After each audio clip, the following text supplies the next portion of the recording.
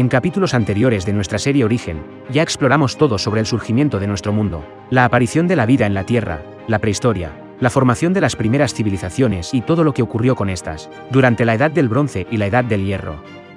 Y antes de adentrarnos más, les recuerdo que todos los capítulos de esta serie están organizados por etapas en una lista de reproducción del canal. Exploramos hasta el capítulo anterior, para el que les dejo un enlace aquí arriba. Toda la historia de la humanidad, hasta el año 600 a.C. Exploraremos en este capítulo todo lo que sucedió en la temprana antigüedad clásica. Con el surgimiento del Imperio Persa, repasaremos el surgimiento de las principales ciudades de Europa y el florecimiento de la antigua Grecia. Exploraremos todo esto y otros eventos de esta apasionante etapa de nuestra historia, durante los próximos 15 minutos.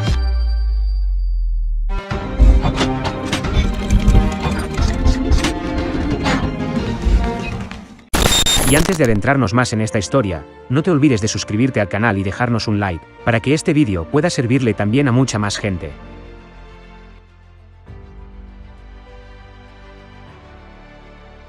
En el año 550 a.C., el rey persa, Ciro el Grande, se levantó en rebelión contra sus soberanos, los medos. Hasta entonces los medos habían dominado a los persas. Pero Ciro consiguió una rápida victoria sobre el rey medo Astiages y capturó su capital, Ecbátana. Fundó así lo que sería uno de los imperios más importantes de la historia, el Imperio Persa.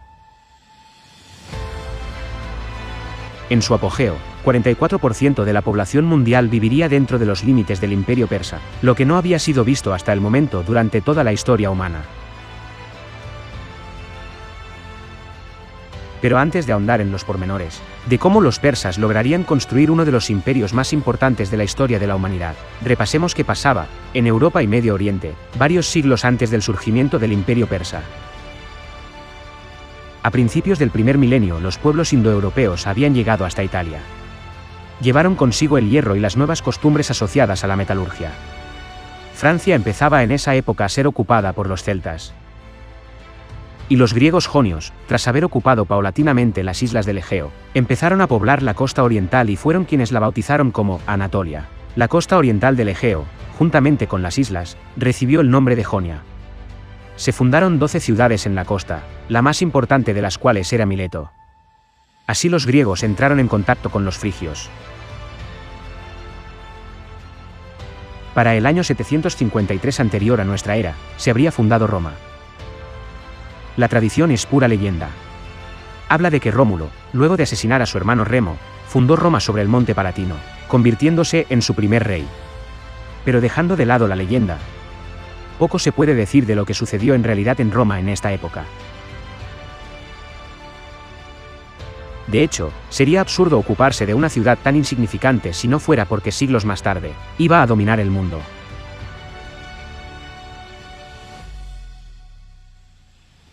Para el año 700, Grecia progresaba muy lentamente.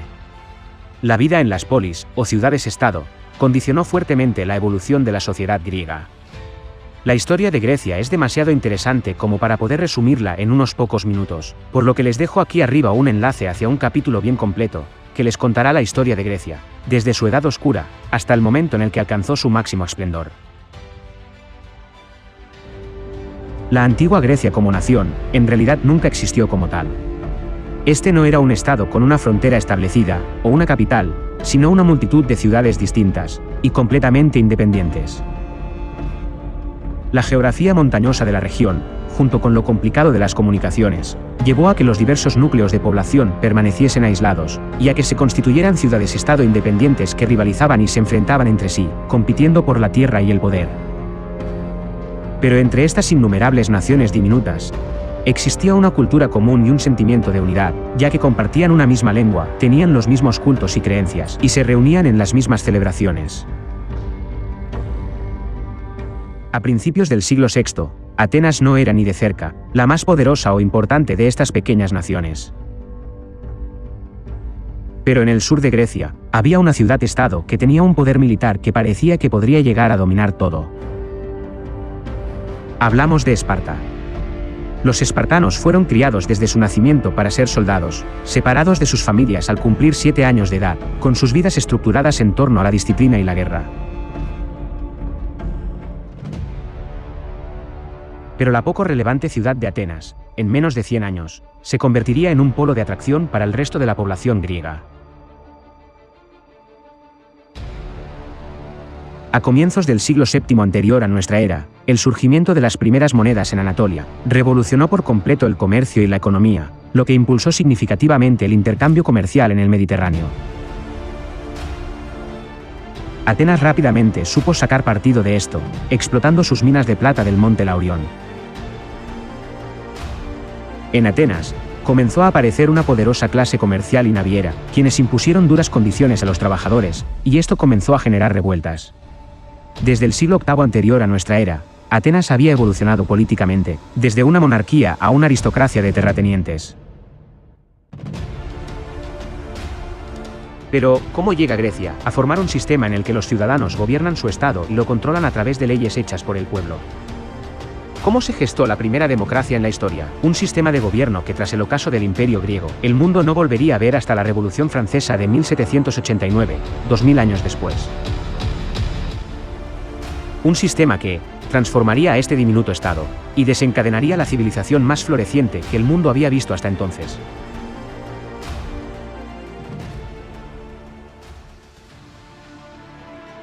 Y retornando al punto en el que comenzamos, volvemos a Persia, y al año 550 anterior a nuestra era.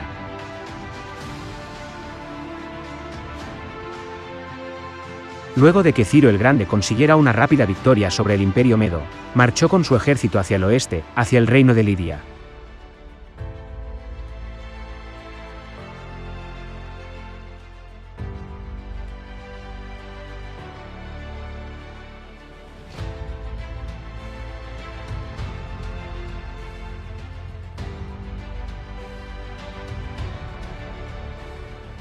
Los ejércitos se enfrentaron en las orillas del río Jalis.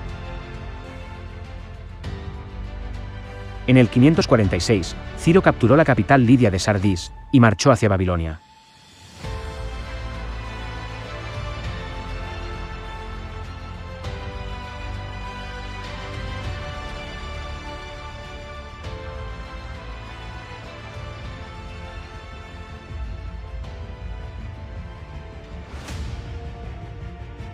Mientras sucedía todo esto, resultó evidente para el rey caldeo Nabónido, que el siguiente paso de Ciro II sería anexionarse el imperio caldeo. En el 539, Ciro II llegó a las puertas de Babilonia.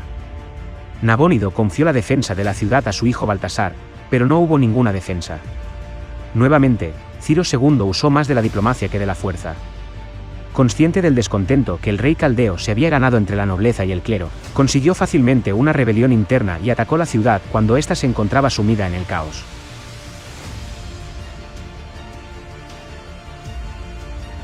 Finalmente logró la rendición de la ciudad.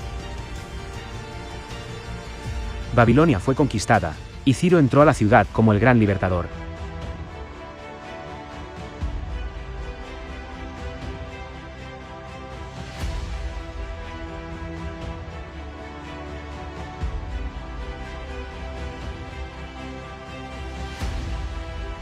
La ciudad más grandiosa de la tierra, ahora estaba bajo el control de Ciro, quien se convertiría, a partir de allí, en el gobernante más poderoso de la historia.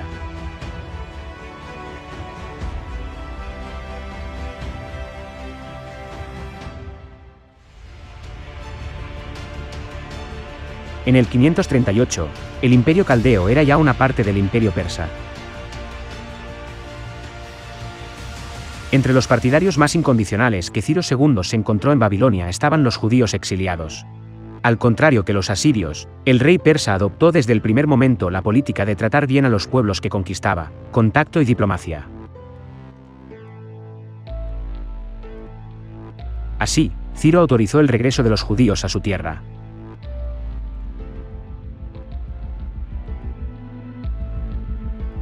Para el 530, Ciro II continuaba expandiendo su imperio.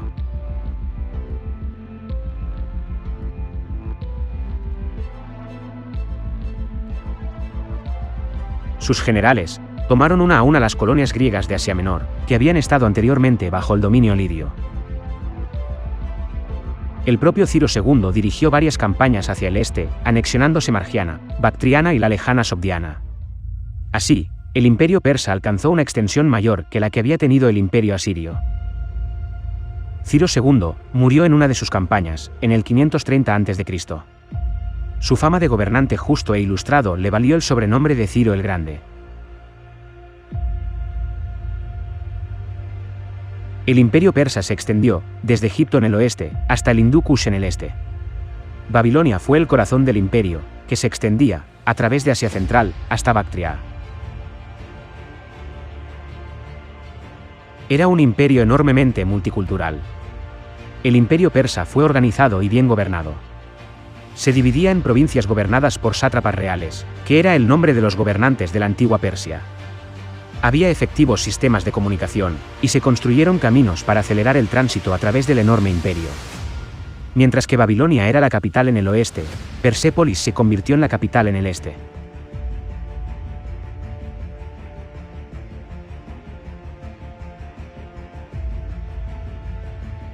Emisarios llegaban desde todos los rincones del imperio para pagar los tributos al rey divino.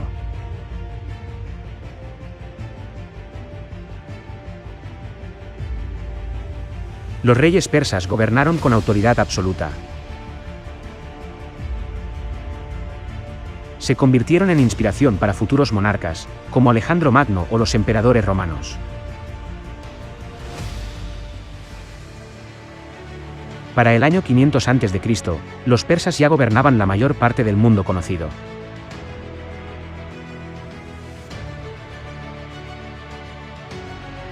Mientras tanto, para el siglo V a.C., en Grecia, varias ciudades habían cobrado protagonismo. Una Grecia conformada por ciudades y más ciudades, cada cual con sus características propias, cada cual con su propia identidad nacional, que se negaba a identificarse con cualquier otra, pese a la afinidad cultural que sin duda había entre todas ellas.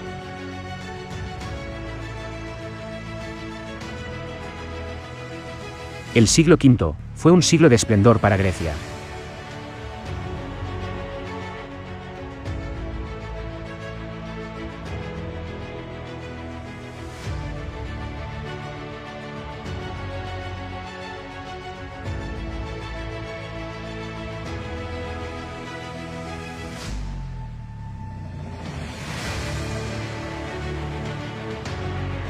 Pero las ciudades-estado estaban continuamente en guerra. Esparta era un estado oligárquico. No estuvo regida por un sistema democrático, sino por una oligarquía, el gobierno de una élite de guerreros. Las principales instituciones del gobierno espartano fueron la Asamblea y el Consejo de Ancianos, la Gerusía. Aunque Esparta contó con reyes, estos normalmente solo ejercieron el papel de jefes del ejército.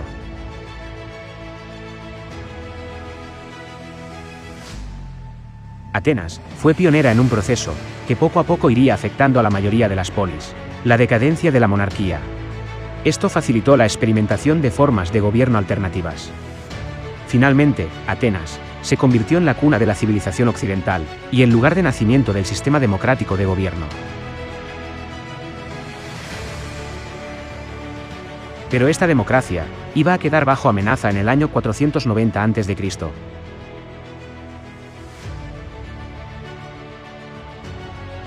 Darío I, rey de Persia, había enviado mensajeros a todas las ciudades griegas, exigiéndoles que aceptaran la soberanía persa.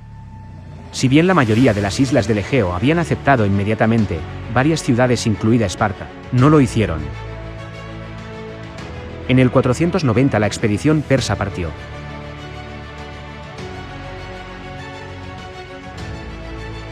No era muy grande, pero sí suficiente para someter a unas pequeñas ciudades belicosas.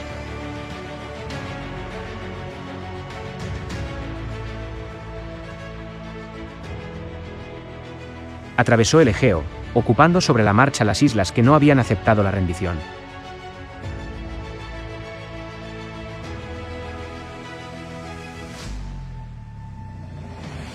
Luego, una parte del ejército desembarcó en Eubea, donde Eretria fue incendiada, mientras la otra parte desembarcó en el Ática, y se dirigió a una pequeña llanura, cerca de la aldea de Maratón. Atenas envió un mensajero llamado Fidípides, para que pidiera ayuda a Esparta. Las tradiciones de Esparta mandaban que no se emprendiera ninguna acción hasta que hubiera luna llena, y cuando Fidípides llegó, todavía faltaban 9 días. Atenas tuvo que enfrentarse sola a los persas, con un total de 9.000 hombres, más otros 1.000, enviados por Platea. Estos marcharon para enfrentar al ejército persa.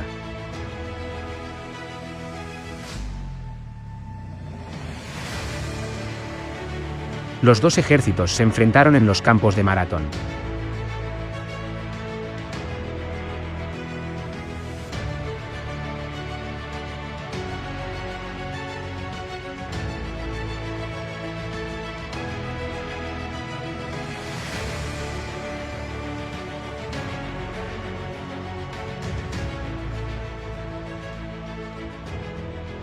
Pero para entender las causas de esta invasión persa a Grecia, tenemos que retroceder 10 años en el tiempo, hasta el evento que desencadenó el conflicto.